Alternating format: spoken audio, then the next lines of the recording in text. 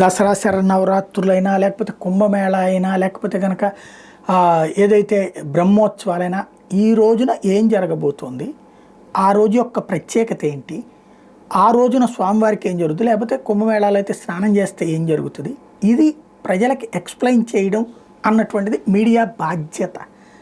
ఎందుకంటే లక్షలు కాదు కోట్లాది మంది హిందువులు ఇవాళకి మత ధర్మాన్ని పాటిస్తున్నారు, ఆచార ధర్మాన్ని పాటిస్తున్నారు. కాబట్టి సరే పాటించనోడికి అవసరం లేదు, పాటించే వాళ్ళు కూడా కోట్లలోనే ఉన్నారుగా, వాళ్ళ వరకు చెప్పాలి కదా. కాదు, ఇక్కడ ఈ మీడియాలో అవేంటో కనుక్కునే తిరిగి లేదు, రాసే ఓపిక లేదు.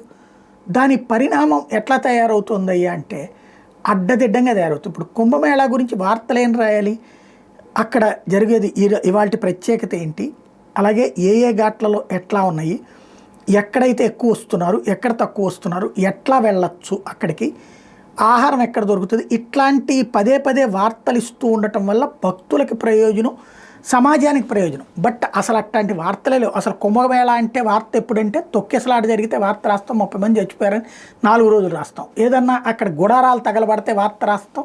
అట్లాగే ఇప్పుడు తాజాగా మరోసారి కుంభమేళాలో గుడారాలు తగలబడ్డాయి, ఫైర్ డిపార్ట్మెంట్ యాక్ట్, కుంభమేళాలో అగ్ని ప్రమాదం, కుంభమేళాలో అగ్ని ప్రమాదం. ఇవి అంటే కుంభమేళా కవరేజ్ అంటే ఓన్లీ ఏదైనా ప్రమాదమో ఎవరైనా చనిపోతేనో ఎవరైనా తగలబడితేనే రాస్తారు తప్పించి ఒరిజినల్ కుంభమేళా గురించి కవర్ చేయడం అనేది ఒక్క మీడియాకు కూడా సాధ్యం కాకపోవడం అనేదే దౌర్భాగ్యం.